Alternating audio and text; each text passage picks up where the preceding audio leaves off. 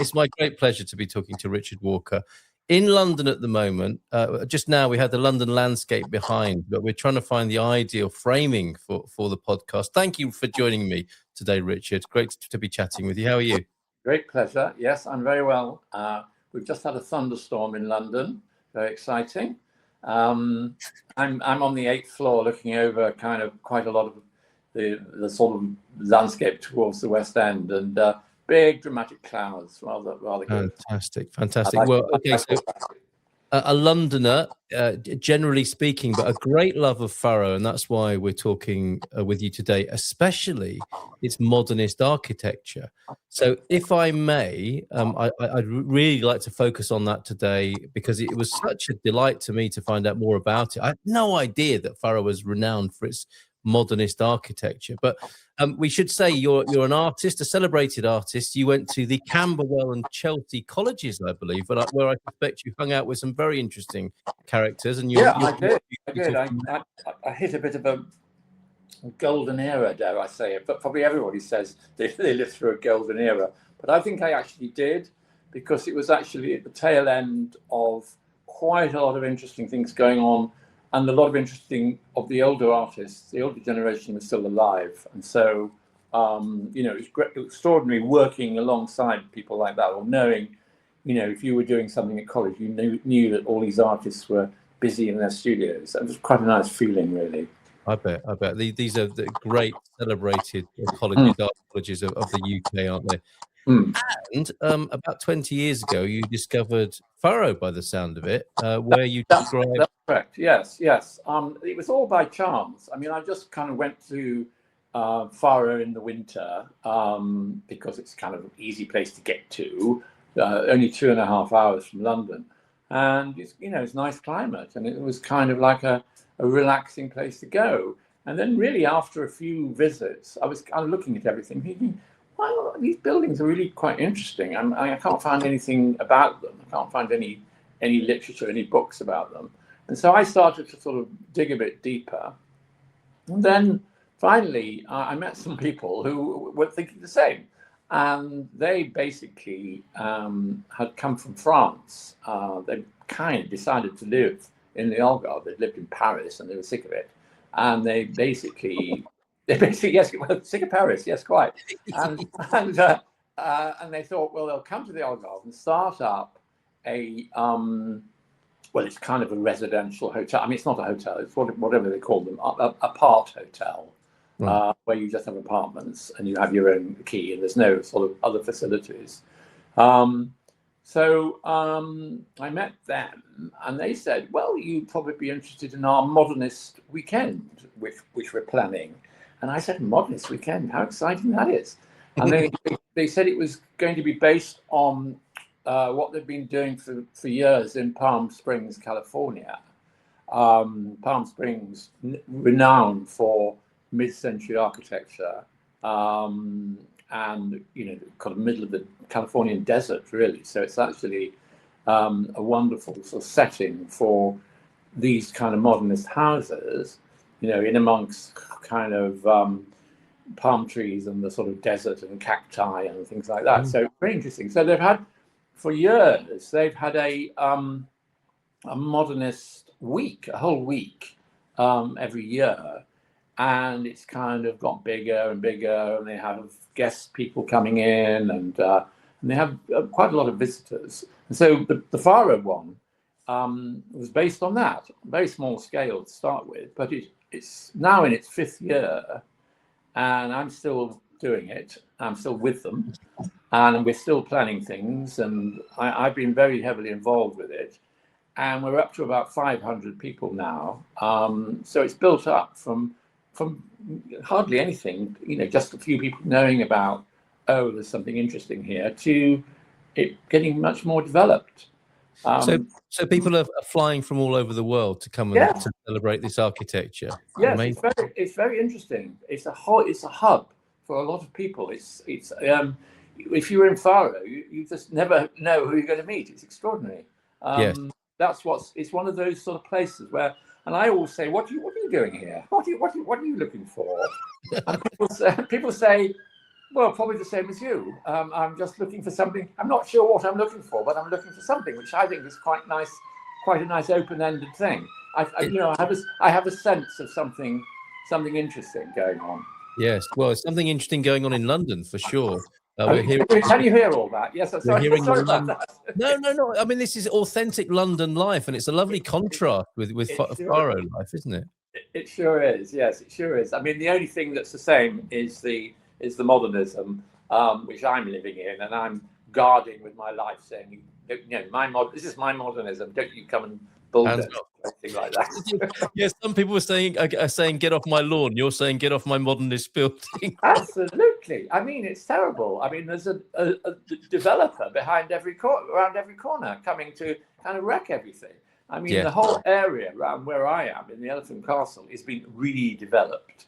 And I don't know, they're throwing up places. They're not great. I'm sorry, they're not great. I mean, I'm being controversial here, but I'm glad you are. I'm glad you are. And there was a time when people said similar things about modernist buildings, and visionaries like you, I think, who had a deeper understanding of the style, shapes, and the context, became guardians of these buildings. The perception of them, I think, has changed. It's fair to say, over the last 50 years. It definitely has. I mean, there's been quite a lot about this, especially brutalism. People are kind of quite interested in brutalism and the whole background of the fact that these buildings were built during a period of optimism, like from the 50s through to the 70s. It was a big period of optimism, and I was young in that period at that time, and I really feel very, very grateful to have been brought up during that period, because it's not the same now, and people have a lot more problems, and there's a lot of distractions, and too many distractions in I feel, to actually kind of dedicate yourself to anything, to concentrate, to actually, study something in detail and get immersed in it. This is what I'm always sort of kind of banging on about this. You've got to have passions. You've got to be passionate about things. I mean, I don't think people have, deep passions. They may have kind of passing kind of interests and, not quite obsessions, but kind of just sort of, they just get preoccupied by something, and then that lasts for sort of, I don't know, not very long. I think many of our viewers, listeners will be able to relate to that.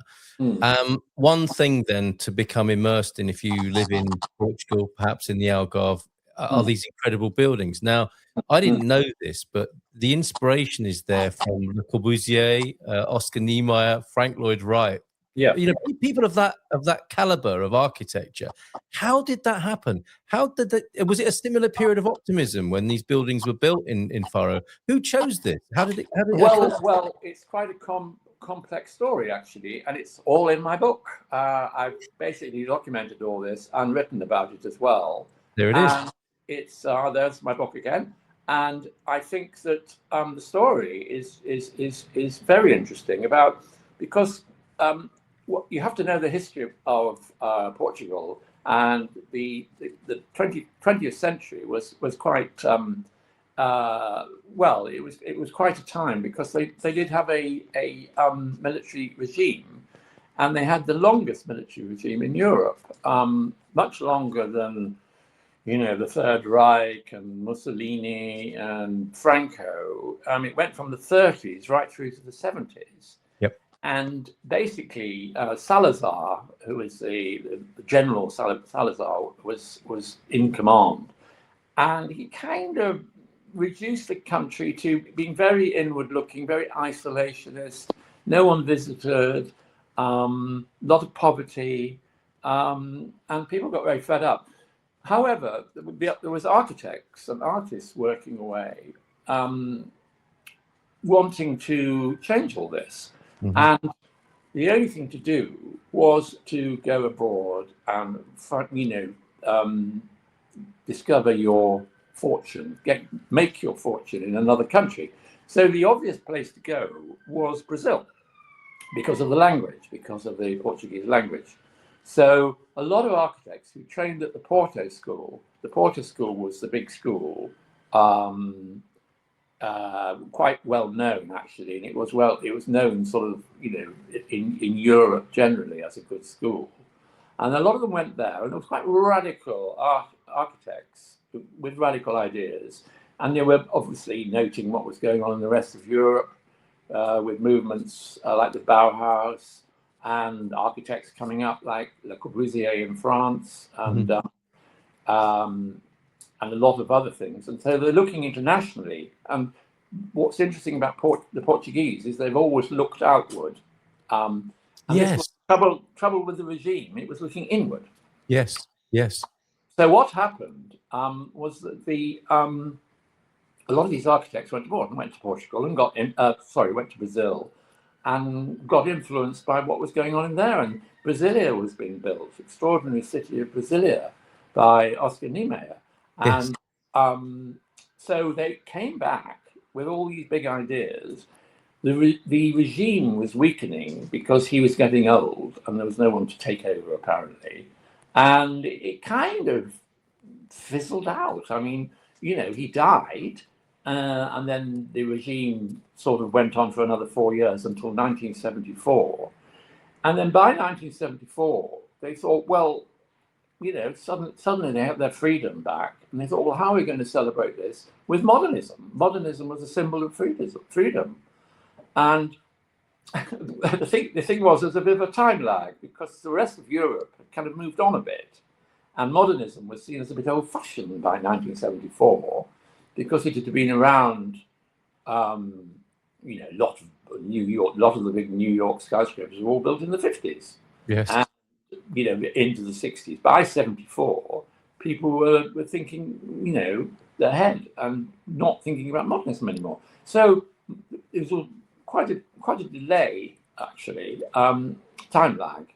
And they all said, no, modernism is it represents our revolution, our freedom, which I thought was a wonderful kind of lovely kind of feel to it. And now, if you ask people who live in these houses, older people, older families, older generation that remembers the regime, saying, no, we're not going back to the very stuffy ideas of the regime. We like our modernism. And to this day, they say, these are our houses, these are our family houses. And that is one of the, you can't help but be sort of inspired by a lot of these people that love where they live. And, absolutely. This is the nice thing. That picture you're showing now is Casa Gago, which was built for a man called Gago, who was also a man that had kind of emigrated, he'd gone abroad, made money, come back, built his house, celebrated his well, I don't think it was a fortune, but he celebrated his success. And this was quite an early example, and this was actually built in the late 30s. So that was quite advanced for the quite extraordinary. This was the first weekend then, and there would be a tour and people seeing these buildings that they would be familiar with, presumably, but in an entirely new context. Yes, that's right. That's the thing. They were kind of out of context in a way, because people that come to Portugal will probably think, oh, we're coming to see lots of old churches. Yes, indeed. and lots of history. And the beach. We'll hear all about the seafaring nation and Lisbon and cable cars and things. And, fair enough, it's all wonderful. Lisbon's a fabulous place. The Algarve is a fabulous place. Once you start delving a little bit deeper, it's fascinating, absolutely fascinating. And when I was writing the book, I was basically, the book came to me. It was very interesting. The book came to me. The publisher, that's for Books, owned by Polly Powell, and she is a wonderful person. Very sort of got a sort of visionary idea about things, and said, oh, well, you would be good to write this book because you've done lots of photographs and it looks like you're very passionate and you're doing this Modernist Weekend. And I said, well, you're absolutely right. Whether I'm capable of writing a book, I'm not sure, because I'm an artist, painter, printmaker. That's my world. But I was being a bit modest there. I am capable of writing a book and also doing all the photographs, because all the photographs are mine and all the text is mine. So, and I did that for a very practical reason, because if you use other people's photographs, you have to pay for them. Indeed. And we weren't going to do that. And I didn't want that. I wanted it all to be mine. And so I actually went to places. I've traveled the length and breadth of the Algarve to take photographs. So it was a real thing. A labour of love. It sounds like a labour of love. A labour of love, absolutely. And I'm using the word passion a bit because it is a passion, and it developed during the writing of the book, or and doing all the photographs. That has got sort of, it built up, and I kept thinking, I've got to travel to go and see this one building. There's a church in the kind of, you have to really make an effort to go and see. So I thought, no, I'm going to see that. And so I made sure I was very thorough and got all the relevant, interesting things, and hopefully discovered things that people don't know about. That's the key to it all. What a joy! What a joy to add this to the itinerary. If somebody was going to Faro, and a lot of people won't be expecting to be looking at modernist buildings and understanding and appreciating them in this way, what's a good place to start? Well, what if you want to look at the modernist architecture? Yes, if you want a little taste. You don't have to go too far, really. I mean, Faro itself is the capital of the Algarve, but it's a small city. I mean, it is a city, but it's a very small city. I mean, it's walkable. Yeah. I mean, you can walk the whole place sort of in a day, really. If leisurely, you can walk around most of the centre and a bit of the outskirts as well. You could do it, but no, just to start in the middle of town. There's a marina. It's not huge, but there are modernist buildings. There's the Eva Hotel, where I'm going to be having next week. I'm going to be having a book launch there, which was cool. The hotel was built in the 60s. Right.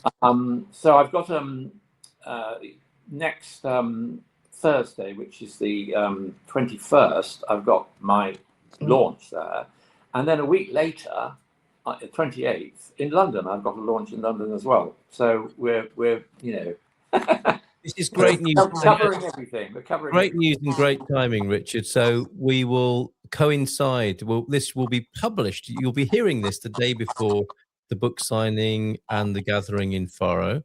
Excellent. Where you can meet Richard, and I recommend you do. I'm sure you've got lots of great stories to tell of a 20-year history of Faro as well, where you describe a convergence of young international surfers, off-grid hippies, local Portuguese residents, and oddballs like me. You say, Richard. What do you think of modern day Faro? And what's more, what do you think of modern day architecture? There's definitely a style that is sweeping the nation at the moment. Some call them ice cubes. What's your view of the modern, not modernist or contemporary architecture at the moment? Well, before I answer that, I just want to say I'm not the only oddball. There were lots of oddballs. There were many oddballs. We're all oddballs in our own way. You're in good company. You're in good company. We're all oddballs, but in a very good way. Yes. Because oddballs are people that are interested in things, probably not the mainstream things, but they're interested in things and get passionate. And that's my definition of an oddball. Right on. Yeah, I didn't mean it in any pejorative way. I'm with you. To answer your main question about architecture of now, where do I begin? You're absolutely right. Ice cubes. Everything's been reduced to virtually kind of nothing, really. It's taken away any character. And I think a lot of architects, the problem now is that there aren't any what I would call sort of signature architects anymore. There aren't any kind of main characters. I mean, we used to have people like Frank Lloyd Wright that everyone kind of knew about, and he was a real character, and Corbusier. All these architects, and in England, we had, we got, I suppose, Norman Foster And And Richard Rogers, yeah. we did have Richard Rogers, who's now gone. But a lot of them are quite old, and they're near the ends of their careers, and they're not really. I mean, I'm sticking my neck out here a bit. There's no kind of household names, really. True. If you actually said to somebody, name a current working architect, they'd probably say Norman Foster, but they'd probably struggle to think of any others. That's one of the problems, I think. I mean, not that we all know architects. We don't. We that's just a more specialist thing. But the thing is, I know that a lot of buildings are just built by teams of people. They're all team efforts, and I'm afraid it shows because there's no character. There's no individual stamp. A lot of these older architects all left their kind of signature, their individual stamp on a building, and you thought, oh, you knew who designed it, and that was quite nice. And it was what a man, usually a man, occasionally a woman, who had a team. They worked together, and I mean, what's actually wrong with that? What's actually wrong with one person at the top running a team? I don't quite understand why you could say everyone has to have equal.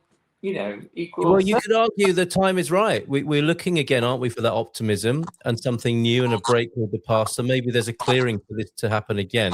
And even if you couldn't identify an artist, you might say, well, that one did not, I don't know his name, but the guy who designed that building, that's what we're missing, isn't it?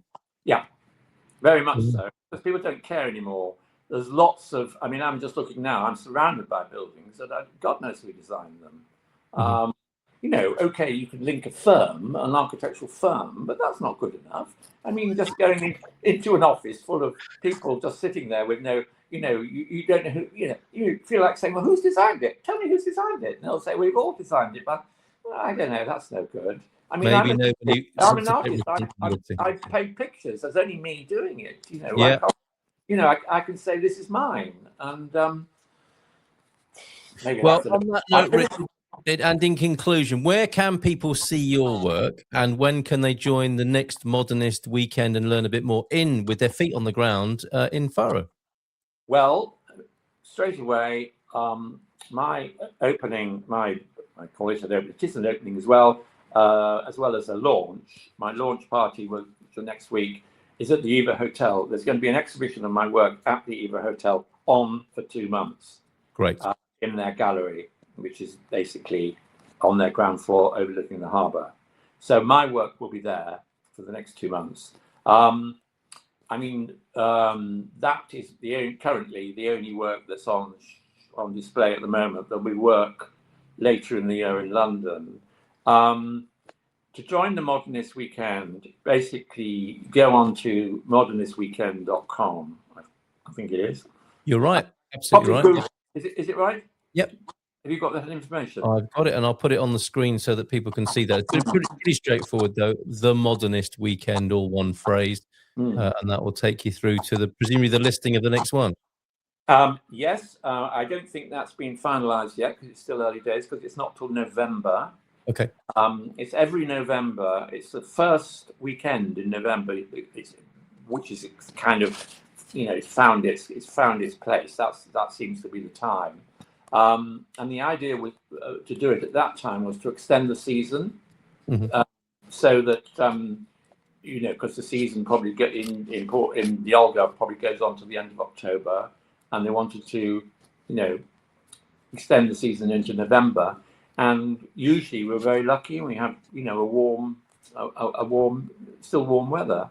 So it's a lovely time to come. It's also, the Modernist Weekend is like over three days, and there's walks I do, I lead. There's other people, there's guest people, there's events with speakers. I've been quite involved. I've had exhibitions, and now the last one I was talking about, the forthcoming book, which is now out, and I'll be continuing that at this next one. So I'll still be talking about, because I think, the contents of the book are very relevant to. Absolutely. I can keep talking about that because there's a lot to cover there. Yes, and I think maybe sounding a note for a new sense of optimism in the urban landscape, and generally how the way people think, to extend those attention spans and get immersed and become an oddball like Richard and myself here. It's been great chatting with you. Good luck with the opening, with the launch, with your exhibition, and continued success with this wonderful book from Batsford, Faro Modernism, which is available online there, as you can see, and we'll put the link to it in the chat. Richard, thank you so much. It's been lovely talking to you. Thank you. It's been lovely. I hope I haven't been too cynical. Well, we'll run it through the cynicismometer, and we'll see what sort of reading we get. We haven't had any. The cynicism police haven't turned up whilst we've been broadcasting, so I think we're okay. Oh my God! Don't even say that, because there might be one day. It'll be a tax. It'll be a cynicism tax. Okay. See you later. Thanks, Richard. Bye for now. Ciao, Thanks very much, Carl. Thank you. Bye bye.